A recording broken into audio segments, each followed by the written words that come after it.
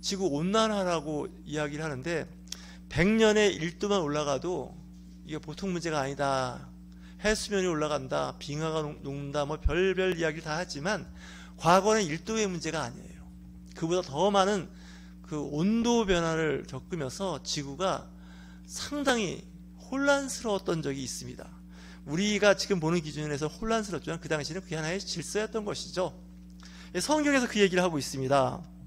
강이 변하여 광야가 되게 하시며 샘이 변하여 마른 땅에 되게 하시며, 그 얘기는 뭘까요? 과거에는 강이 흘렀어요. 호수도 있었어요. 그러다 보니까 거기에 동물과 식물, 식물과 동물, 곤충, 갖가지 파충류 다 살았어요. 근데 지금은 어떨까요? 사막이 돼버렸어요. 선인장과 같은, 다육이 같은 그런 식물만 남아있어요. 그것도 일부만 남아있는 거죠. 그러다 보니까 동물도 그때만큼 다양하지가 않아요. 그 많던 생물들은 화석이 됐거나 아예 지구에 흔적도 없이, 그곳에 흔적도 없이 다 사라져버린 것을 우리는 알 수가 있습니다. 그런데 이렇게 기후변화, 환경변화를 일으키는 분이 누구냐? 야훼 하나님이라는 거예요. 시편 107편 기자가 하는 이야기가 바로 그렇습니다. 그랬는데 거기에는 한 가지 변수가 있다는 거예요.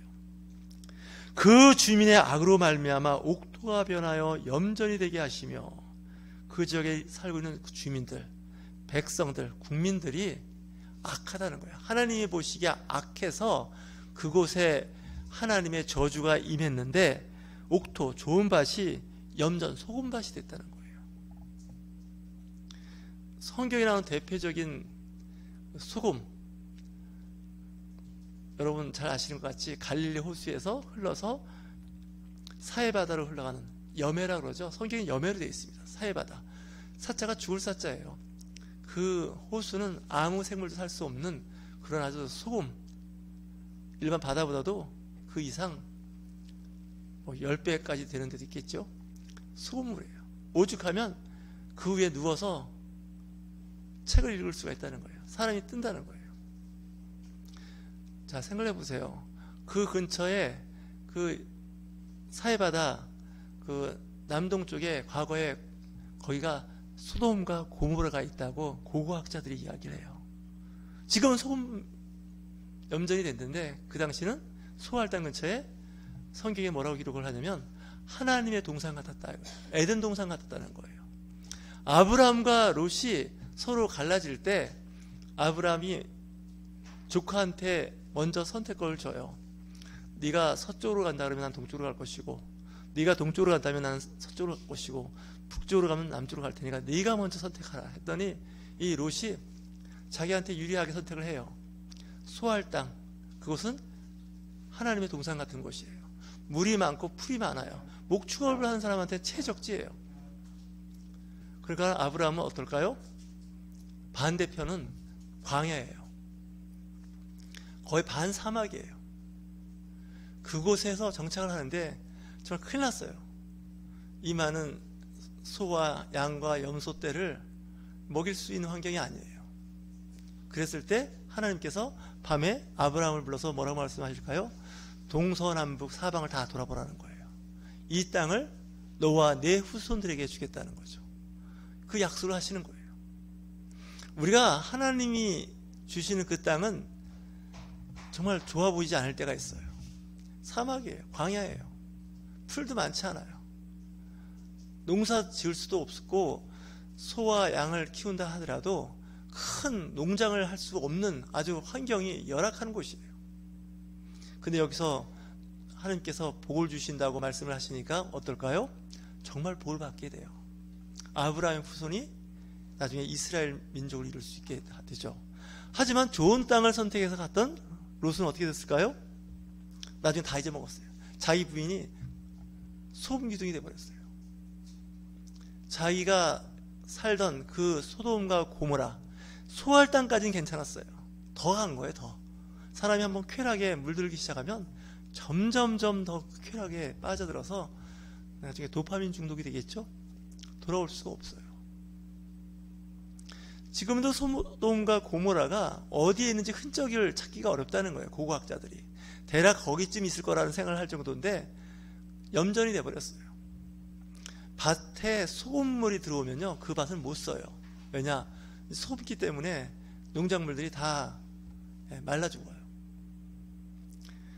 전에 우리가 여름에 갔다 왔던 그 군산, 고군산의 말도란 섬, 거기에 계신 목사님이 사진을 하나 보내준 적이 있어요. 몇 년 전에. 태풍이 불었는데 바다에 그 태풍이 그 섬 부두로 넘어오면서 그 태풍이 소금비를 내렸다는 거예요. 밭에다가. 사진을 찍었는데 마치 농작물이 설이 왔을 때 그 다 녹아버린 것처럼 새카맣게 녹아버렸어요. 농사 망친 거예요. 그것도 여름에 그 태풍이 불면서 소금비가 왔다는 거예요. 소금비가. 그러니까 뭐 농사 못 짓는 거죠. 그의 농사 망친 거예요. 그의 농사만 망친 게 아니에요. 이 소금이 밭에 뿌려졌으니 이 소금 씻겨나가려면 비가 한두 번 와야 되겠어요? 그래서 그때 느꼈어요. 야, 이 섬에서 이 농사를 짓는다는 게 굉장히 위험한 일이구나. 우리 같으면 비가 와도 태풍이 불어도 바람하고 비인데 거기는 바닷가니까 바다 파도가 치면서 그 파도가 하늘로 높이 올라가고 바람이 부니까 어떻게 해요? 그냥 농작물 다 소금으로 절여놓은 것처럼, 배추 소금 절여놓은 것처럼 변해버리는 거예요. 35절 보면 또 광야가 변하여 못이 되게 하시며, 광야에 풀이 별로 안 나고 돌 자갈이 많은데 거기에 연못이 된다는 뜻이에요. 마른 땅이 변하여 샘물이 되게 하시고 라고 되어 있습니다. 그 얘기는 뭐냐면 앞에서는 좋은 밭이 못 쓰는 밭이 됐는데 또 한편 못 쓰는 밭, 사용할 수 없는 밭이 옥토로 변하게 한다는 거예요. 그러니까 하나님께서는 복도 주시고 우리에게 재앙, 저주도 주시는 분이 그분이세요. 그 중간에 누가 있느냐? 사람이 선하냐 악하냐는 거예요. 선한 사람들에게는 복을 주시고 악한 사람들에게는 천재지변이라고 하는 우리가 생각지 못한 벌을 내리시겠다는 거예요. 우리가 하나님과 다투고 싸워서 이길 수가 없어요. 그분은 전능하신 분이세요. 그분은 모든 것을 다 하시는데 생사화복을 주관하신다는 거예요. 하나님께서 생사여탈권을 갖고 있는 분이 하나님이라는 거예요. 그래서 하나님을 경외하는 것이 모든 지식의 근본이라고 성경에서 이야기하는 것은 하나님이 하시고자 하면 안 되는 게 없다는 거예요. 반대로 또 되는 일도 안 되게 할 수 있고 안 되는 일도 되게 하실 수 있는 분이 하나님인 거예요. 우리 인간의 생각으로 이거 어떡하지? 염려하고 걱정하는데 하나님은 걱정하지 말라는 거예요. 내가 너희와 함께 한다는 거예요. 언제까지? 세상 끝날까지 내가 함께 한다는 거예요. 예수님 지금 안 계시는데요, 성령님으로 함께 하신다는 거예요. 예수의 영이 성령이고요, 하나님의 영이 성령님이세요. 내가 보혜사 성령님을 보내달라고 할 테니까 그 성령이 너희에게 임할 텐데 땅 끝까지 이르러 내 증인이 될 뿐만 아니라 나를 증거한다는 거예요. 나를 알게 한다는 거예요. 예수님을 알게 한다는 거예요. 그래서 성령인지 아닌지 악한 영인지 알 수 있는 건 예수 그리스도가 하나님의 아들이시고 구원자이심을 전하는 영은 성령이고, 그거를 전하지 못하게 하거나 다른 걸 전하는 영은 악한 영인 거예요. 그렇게 구분할 수 있는 거예요. 예수 그리스도가 인간의 몸으로 오신 것을 전하는 영이 성령이에요. 우리가 아무리 계획을 잘 세우고 희망을 이야기해도 그걸 이루시는 건 하나님이에요. 이걸 알면 우리는 신앙생활을 잘 할 수 있어요. 왜냐? 하나님한테 인정받는 사람에게는 하나님께서 복을 주신다는 거예요. 어떤 모양이든 복을 주신다는 거예요. 그러나 하나님 미워하는 자에게는 3, 4대에 이르러 저주가 임한다고 주님께서 말씀하고 있어요. 하나님을 사랑하는 자에게는 1000대 이르기까지 복을 주신다는 거예요. 오늘 말씀을 잘 명심하시기 바랍니다. 하나님께서는 복을 주셔서 크게 번성하기도 하시고 그 가축이 감소하지 않기도 하시지만, 또 알 수 없는 어떤 이유가 있다면 우한을 통해서, 재난을 통해서 그 수를 줄이신다고 말씀하고 있습니다. 우리 한번 성경 말씀을 한번 그 107편 38절과 39절 두 절을 한번 같이 천천히 같이 합독하십니다. 또 복을 주사 그들이 크게 번성하게 하시고 그의 가축이 감소하지 아니하게 하실지라도 다시 압박과 재난과 우환을 통하여 그들의 수를 줄이시며 낮추시도다. 그러니까 사람이 그 앞에 부분에 걸리면 참 좋아요. 잘 나가게 하면요. 근데 반대로 힘들고 어려운 때 걸리면 방법이 없어요. 물론 하나님께서는 우리에게 환난 당할 때 피할 곳을 준비하시고 피할 수 있도록 도와주세요. 감당하지 못할 시험을 주시지 않는다는 말씀을 하세요. 자, 똑같은 사건을 가지고 아브라함은 그 가족이 구원을 받았지만 롯은 그 부인은 소금 기둥이 됐고 두 딸은 암몬과 모압 자손의 조상이 되는 저주받은 자손이 되어버렸어요. 세상의 편리함과 이익과 좋은 점을 따라갔던 그 롯의 가정은 저주받은 가정이 되어버렸어요. 하지만 힘들고 어려운 환경에서 하나님을 사랑하고 하나님 뜻에 순종했던 아브라함의 가정은 복받은 가정이 되죠. 여러분 신앙생활 하실 때 잘 보셔야 됩니다. 신앙생활하는 게 쉬운 건 아닙니다. 내 욕심, 내 생각을 내려놓고 하나님 나라를 따라가는 거죠. 그럴 때 하나님께서 그를 높이시고 많은 것으로 채워주심을 알 수가 있습니다. 요즘 우리나라에서 일어나는 일을 보면 어떨까요?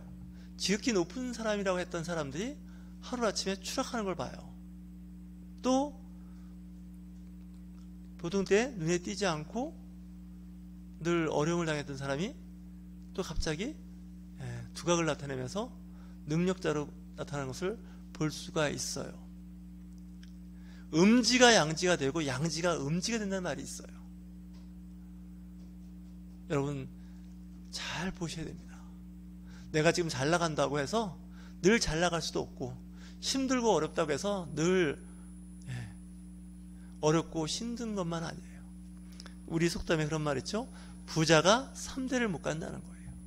또 반대로 얘기하면요, 가난과 고통과 어려움이 3대를 가지 않을 수도 있어요. 다만 우리 그리스도인들은 하나님을 알아가는데 노력을 해야 돼요. 하나님이 어떤 분인가? 하나님은 우리를 복 주시기를 원하시고 잘 되기를 원하시고 구원받기를 원하시는 분이에요. 예수 그리스도를 이 땅에 보내셨다는 것은 우리에게 복을 주신 거예요. 그 예수 그리스도를 믿음으로 구원에 이르게 했고 그 예수 그리스도의 가르침 따라 살면 이 땅과 하나님 나라를 보상과 함께 보장받는 거죠. 여러분 기도 많이 하십시오. 예수 그리스도를 찾는 기도를 많이 하십시오. 그분의 성품을 닮아가려고 노력하십시오. 그러다 보면 시간도 좀 손해보는 것 같고 재물, 물질의 손해도 보는 것 같고 사회생활에서 여러 가지 불이익을 당하는 것 같고 어려움을 당하지만 나중에 시간을 두고 보시면 결국 예수 그리스도를 믿는 그 믿음 안에서 복된 삶을 살고 있는 것을 발견할 수 있습니다. 아기는 처음엔 잘 나가는 것 같아요. 하지만 끝에 가서는 아주 비참한 최후를 맞이하는 것을 우리는 보고 있다는 거죠. 저렇게 높은 자리, 권력의 자리, 힘 있는 자리에서 순간 잘못 선택해서 그냥 멸문지화를 당하는 걸 볼 수가 있어요. 하지만 진급도 승진도 기회도 없고 나는 이제 끝났다 생각하는데 오히려 길이 열리는 수도 있어요. 이 모든 것, 심지어는 기후변화, 날씨변화, 이 모든 것조차도 하나님께서 관장하신다는 걸 믿는 것이 그리스도인들입니다. 우리가 아무리 노력을 한다 하더라도 이 기후변화 어쩔 수가 없어요. 날씨가 춥고 덥고 계절 바뀌는 거 과학이 발달해도 이거 인간이 할 수 있는 게 아니에요. 봄이 오는 거, 여름이 오는 거, 가을이 오는 거, 겨울이 오는 거 우리 못해요. 겨울을 좋아하는 사람은 많지 않아요. 겨울은 잘 지나갔으면 좋겠어요. 올해 겨울은 가을 날씨나 봄 날씨처럼 이어졌으면 좋겠다. 이건 안 되는 거예요. 우리 인간이 할 수 없어요. 그래서 우리는 기도하는 거죠. 전적으로 하나님을 의뢰하는 거죠. 왜냐? 성경은 그 얘기를 하고 있거든요. 여호와께서는 강이 변하여 광야가 되게 하시며 샘이 변하여 마른 땅이 되게 하시며 그 주민의 악으로 말미암아 옥토가 변하여 염전이 되게 하시며 또 광야가 변하여 못이 되게 하시며 마른 땅이 변하여 샘물이 되게 하시고. 기도하시겠습니다.